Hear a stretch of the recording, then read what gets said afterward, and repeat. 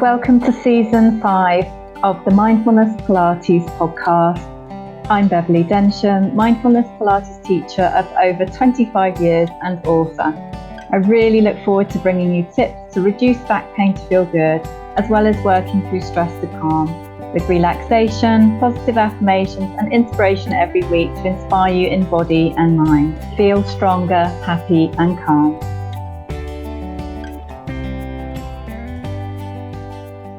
Hello, so big welcome to today's podcast. It's all about better mental health for the holidays. I was hoping to have a special guest with you last week.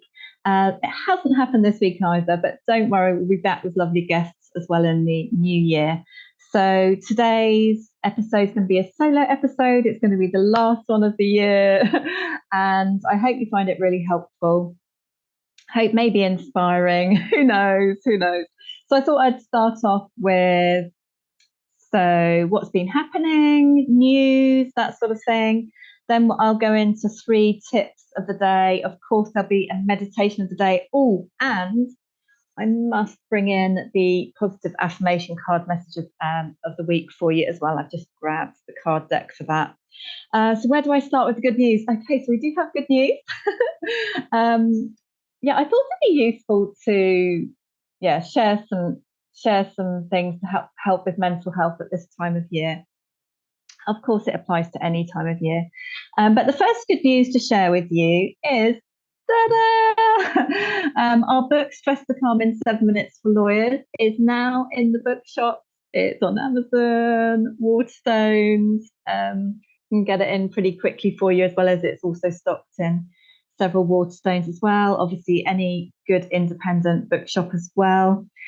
And there we go. Yeah, available UK, America, and of course can be ordered worldwide as well. Oh, Kindle as well. So this is the paperback version. It feels really lovely. It looks beautiful. It's got a gorgeous sort of turquoise colour on the front.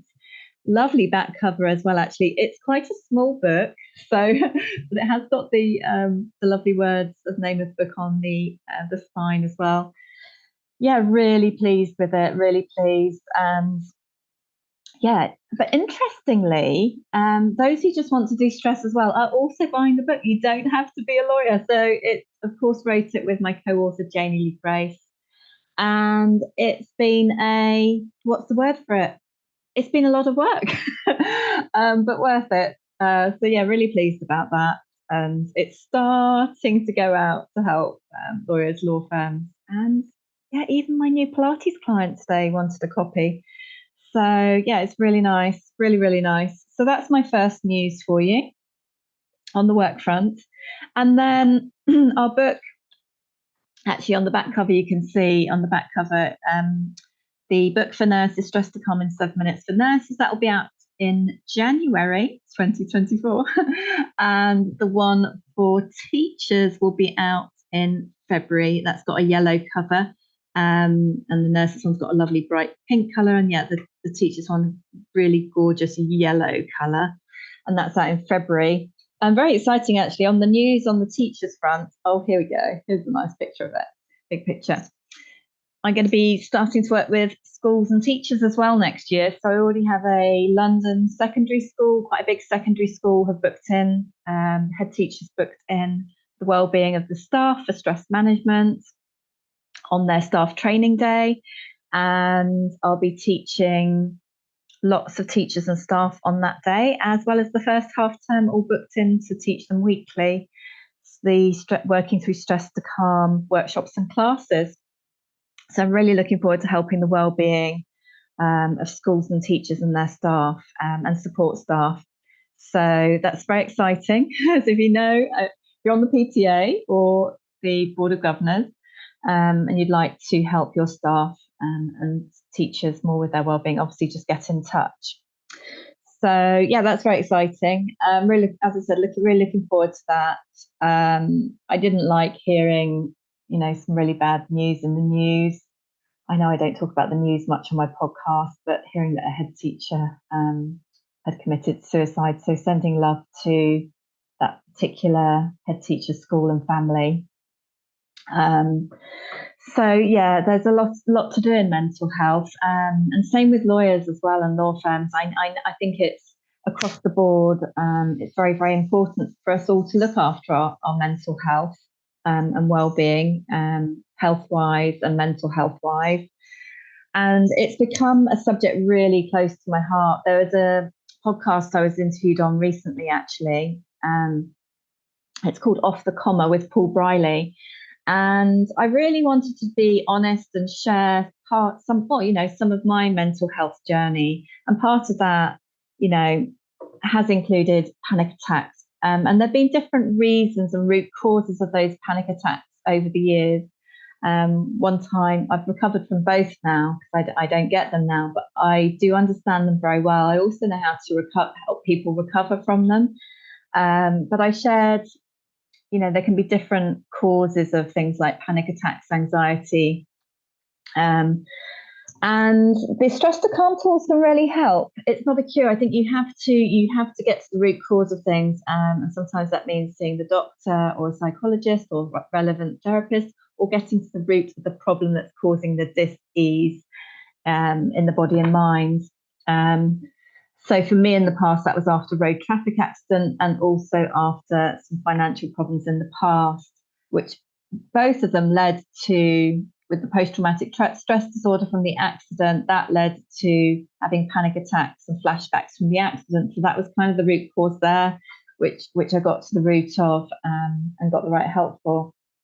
And then the second example, once there was plenty of work and the income was stable, the panic attacks just stopped. But in the meantime, I did use very effectively, actually, the stress to calm tools to go from a low, crying, very upset state, and having a lot of difficulty breathing and hyperventilating with the that can really you can be gasping for air in panic attacks.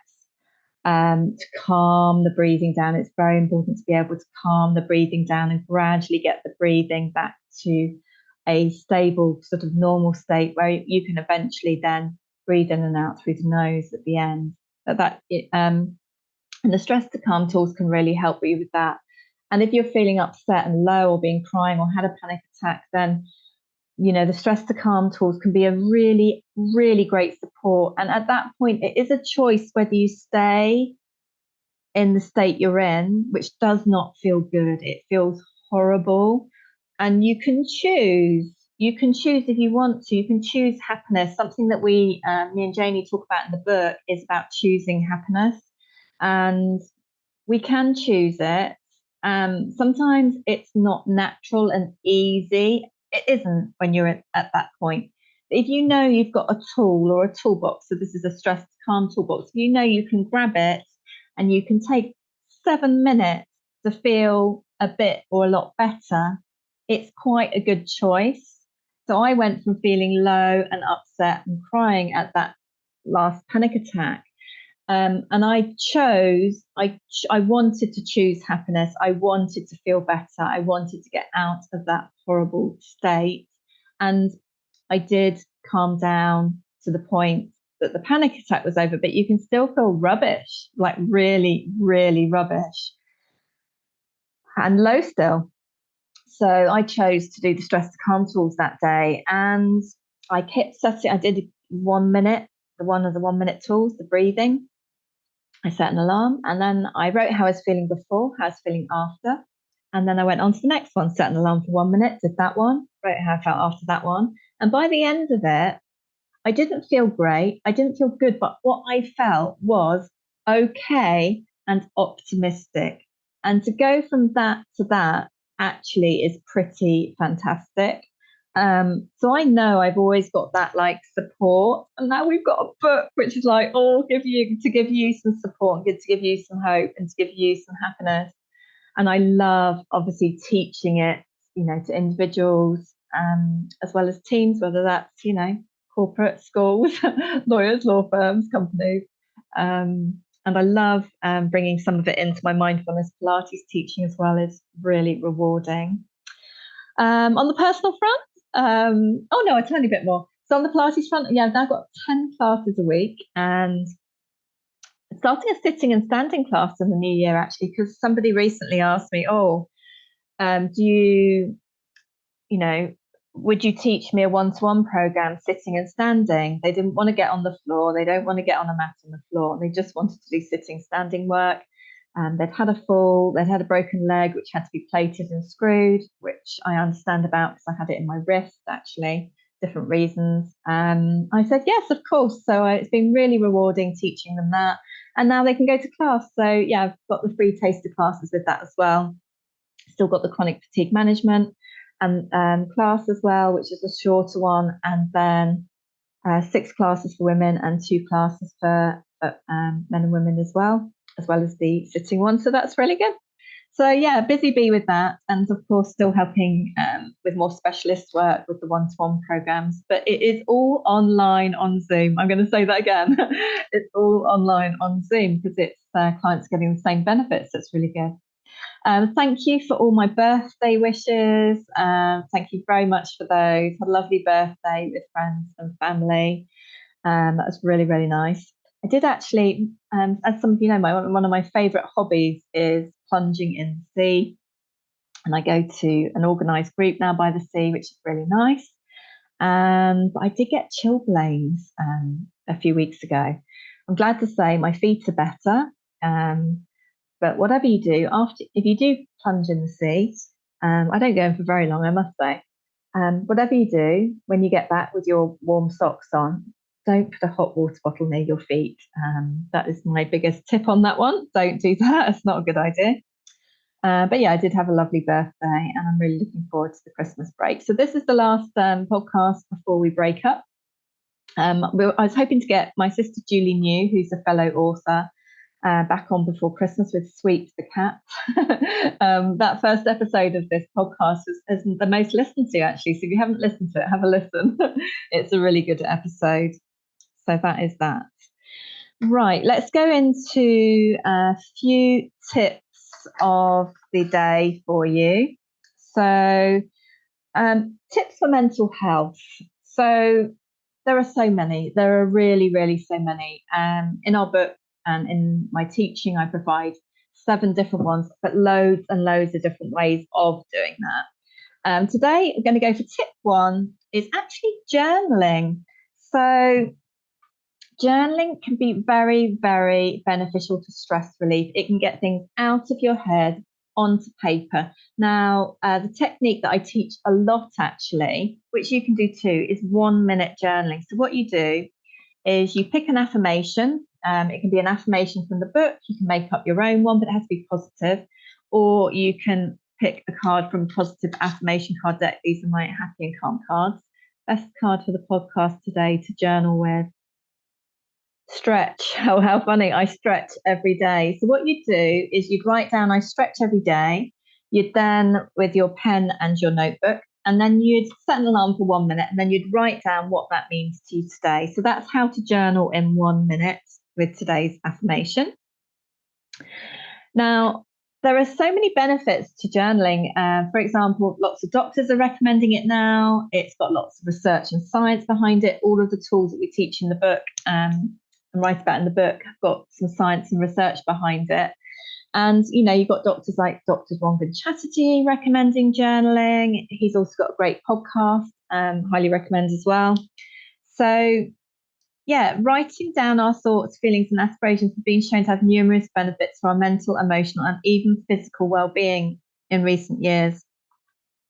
So, yeah, you just get it out onto paper. But when you do this with positive affirmation, it gives you a more positive starting point. It doesn't mean it's all going to be positive and jolly and happy. The point about journaling is that you express yourself, of course. However, it does give you a chance. If you reread it with a nice cup of tea, you know, you'll give yourself some brilliant inspiration and tips and guidance, but also sometimes you might go off onto a negative tangent. And that's an opportunity to maybe reframe it, change your language, or how can you feel more like the affirmation, or what action steps you're going to do to feel more like the affirmations or more like you want to feel, in as opposed to what some of you might have written down. So yeah, it's really, really interesting journaling. Our chapter on it, there's quite a lot on it as well. Julia Cameron is the author of The Artist's Way, and she talks about writing 3 whole pages every single morning, and being like a meditation of just writing about whatever you like, what you've been doing, how you're feeling, work, personally, anything you like. I think she calls it more of a stream of consciousness, but it's just writing whatever comes to you. But our form of journaling is quite short, snappy, very effective actually. So you can do longer, you can do shorter, you can do it how you like. I got into journaling actually myself. Well, I called it diary writing when I was young, kind of primary school, secondary school. But it wasn't so much about how I felt, it's more what I've been doing. And I think it's quite important to actually write about how you feel in different aspects of your life, because it gives you a chance to express yourself, and it helps you find solutions as well. I think it's really, really good. So that's tip 1 today. Let me know if you find this useful, today's podcast. Tip 2 is breathe. Seriously, we're coming up to the holidays. Breathe. So some of it you might be really looking forward to. Some of it you might be not so looking forward to, or certain people you don't get on with so well, or annoy you, or trigger you. So have some tools at hand.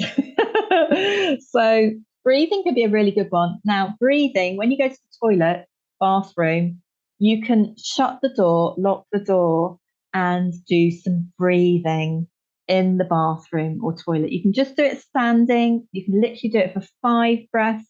You can do it for 10 breaths. The meditation we have in the book is literally 1 minute long. We do give other tips in the book of how to sleep better. And there's research done on particular breathing that's good for sleeping better. I even have a sleep better program when I work with companies and law firms and individuals as well. That's really can be really helpful. But breathe. So you can simply, literally close your eyes, good posture, and get on with it. So breathe in through your nose and breathe out through your mouth, relax. And it's as simple as that. I'll include that a 1 minute one. Which one should we include in today's meditation? Okay, so I think that's the tip. Very quick tip is take 5 or 10 breaths. That takes 30 seconds to a minute. You can even do a 30-second one with 5 breaths. Just let your breathing slow down. If you are unfortunate to have suffer from panic attacks, what you want to do is just let your breathing gradually calm down, slow down until you're able to breathe in and out through your nose again. That's really important. I think in today's meditation, we're going to repeat one of the meditations that some of you might have done before. And it's a lovely counting meditation, which a lot of people find really soothing on the mind and the body, because you've got to concentrate, think about what you're doing, and it helps you switch off and it calms your nervous system down, which is really useful. So that's tip 2 today, is to breathe and be practical about it. I mean, firefighters in America, for example, they use a lot the box breathing, 4-4-4-4 breathing. I find a lot of people find that too difficult for a long time. So I teach a lot of 4-4-4 breathing, which is in for 4, hold for 4, and out for 4. But they actually use the breathing when they're on a job, because it helps them not use as much oxygen when they're in a situation of a fire. Also, it helps calm their nervous system down afterwards. They'll be doing visualizations, meditations, and this type of breathing afterwards to recover from the stress of that shift. So you can use breathe. Something we talk about in the book is walking meditation with your eyes open. So you can also be conscious about your breathing, for example, on a Christmas or festive walk, for example. One of my favorites is to breathe in for 4, out for 4, and I'm listening to the birds singing and I'm on a walk. It might even literally be round the block. Okay, this moves beautifully on to tip 3. Tip 3 is go for a walk. Now, if you get stressed over something, either A, you want to have a better holidays, go for a walk. If something's winding you up and stressing you out, stay calm, have a bubble of resistance and, resilience and inner strength around you, and close your mouth and go outside for a walk. Let your friends or family know where you're going, and just go for a walk. Close your mouth, and don't react to anyone or anything. Come back with inner strength and just go and into nature or round the block. It doesn't have to be even in nature. It can just be literally round the block. Fresh air, blow the cobwebs away, look around you, look up, look down, look to the left, look to the right, look at the sky, look at the moon, look at the stars. Just look around you and think about what you're grateful for, and breathe. Maybe for at least 5 or 10 times with conscious, concentrated breathing of in for 4, out for 4, relax. As you walk and move and breathe and fresh air, and it really, really blows the cobwebs away. Get things into perspective. Think of a helicopter, and you're looking in on the situation from an absolute distance. I remember I saw a really good talk by Olympic cyclist Chris Hoy, I think. Oh, I hope I haven't got that wrong. But anyway, he was talking about being in a helicopter and seeing things from a distance, and putting things into perspective and putting distance between you and that person, people, or situation. So having a walk and breathing can also really do that. Obviously, ideally hang out with your favourite friends and family most of the time. But often we spend time with, all family. And sometimes that can be more challenging. So really have these tools up your sleeve. Journal if you want to. 2, breathe. Giving you a few ideas on that. 3, move. Get away. Go for a walk. Do some breathing on it. Think about what you're grateful for and look around you. What you can see, hear, feel, and know. But yeah, at least look at the sky and do some breathing. So I hope those tips have helped a little bit today. We've already done the affirmation of the day. I'm going to say what it means to me. What does that actually mean to you today? I stretch every day. What it means to me is, I do my mindfulness Pilates practice every single morning, 6 minutes minimum, usually a bit more. I teach all my clients how to do that as well. And same with my stress to calm teaching as well. I teach you how to stretch your head, neck, shoulders, and your back, and good posture, because our muscles just get stiffer and tighter and they need a good old stretch. So I need it a lot for myself as well. So I do bits and bobs as well at the desk and little breaks, and and when I have days off, like the weekends, I'll do extra back maintenance stretches because I've had a lot of back problems in the past. So I have to really look after my back.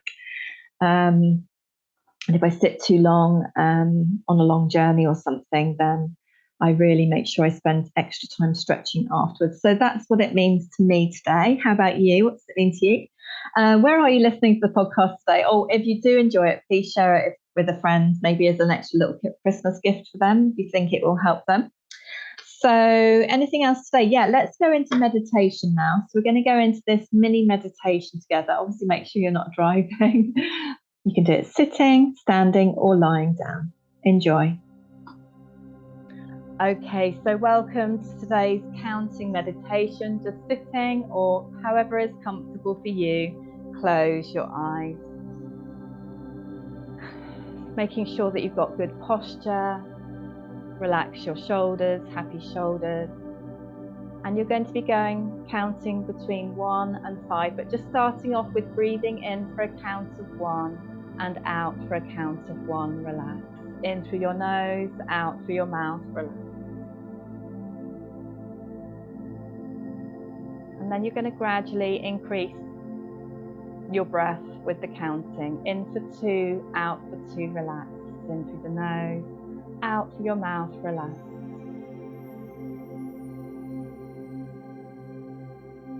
And then in for 3 and out for 3. In through your nose and out through your mouth. Relax. And just let your tummy rise and fall. Relax your head, neck and shoulders. On the next one, it's in for 4 and out for 4. Relax.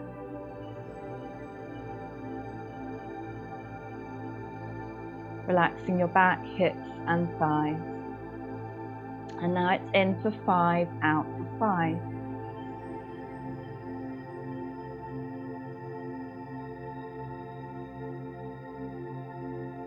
And now we're going to count back from 5, 4, 3, 2, 1.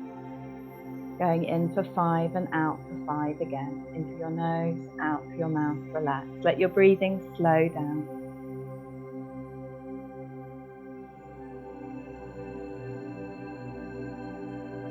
And in for 4 and out for 4, relax.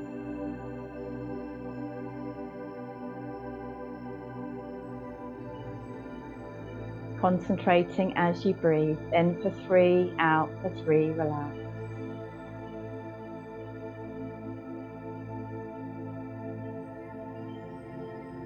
And in for 2, out for 2, relax.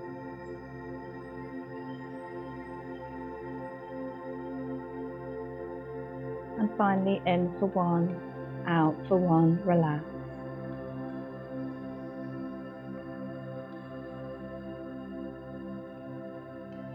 You can either do this all over again,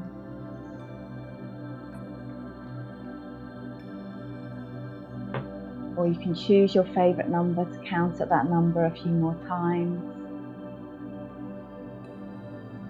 or you can slowly go back to work or the next thing in your day. So a very big well done to yourself for this. Take a breath in and then slowly open your eyes, or carry on the breathing if you'd like to.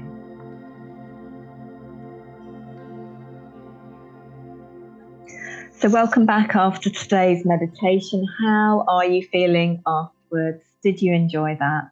Are you feeling calmer, stronger, more resilient? Just breathe in, breathe out, give us a smile. Smiling is really good for us. Did you know that? We actually talk about the science behind smiling in our book as well, actually. I love all this sciencey stuff as well. But more than anything, you want to use tools and to feel better with it. So having good mental health is really important. I think I've mentioned in previous episodes,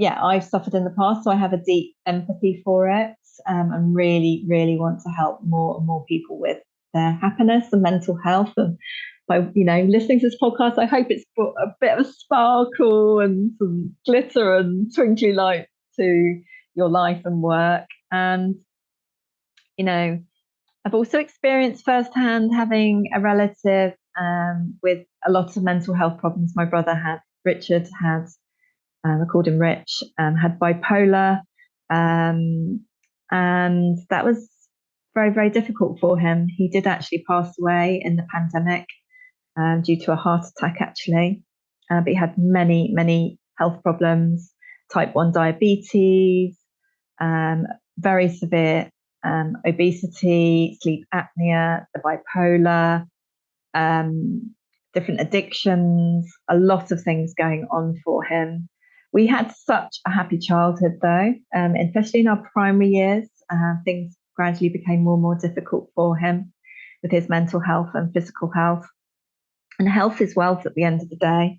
I have a little Christmas tree, actually. A friend of mine, business friend of mine, her brother passed away, and she does this lovely thing every year. She has a little Christmas tree in memory of him. And since she passed on that idea to me, I now have 2 Christmas trees in memory of my brother. One is on our windowsill, a little one in the kitchen windowsill, and one is on our balcony in memory of our brother.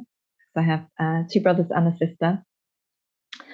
And sending love to all our loved ones as well who've passed away.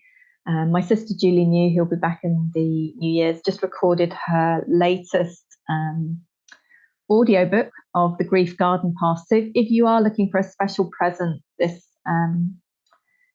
Christmas for a loved one who's or a friend or family who's lost a loved one, then her book, The Grief Garden Path, is a beautiful hardback book, but it's also on audio now as an audiobook, Audible everywhere. So I just thought I'd give that a quick shout out. as well, in case, that may help or support someone as well. But yeah, I strive to be happy as often as possible, but it doesn't happen all the time. But I have noticed that the tools I teach do make me happier and other people happier and help with their mental health, have a really positive effect, as well as the mindfulness Pilates. So I hope today's podcast has helped you a little bit or a lot. If it has, please let me know or write a little review. That would be amazing. But otherwise, wishing you a peaceful, strong, and happy holidays as possible, or whenever you're listening to this podcast, may it help and inspire in some way. Thank you. I'd like to just thank you all for listening to the podcast since it's been back on this year. Thank you so, so much. And I've met some of you who've listened to it, which is amazing. And I really appreciated your messages. One of you said that you'd relaxed for the first time in your life since listening to one of the meditations. I was like, wow. Wow, this is so nice to hear. So, I do really appreciate any feedback on social media. Come and say hello as well. Anyway, sending you lots and lots of love, and thank you for coming along today. See you soon. See you in the new year. Thank you for listening to this episode of the Mindfulness Pilates podcast. Please rate and review on your podcast platform. You can access the free healing meditation and Pilates to ease back pain in 3 minutes morning routine on my website. And you can also book your free Pilates taster class at the Zoom studio, one-to-one Pilates program, and mindfulness Pilates classes and more at www.mindfulnesspilates.com.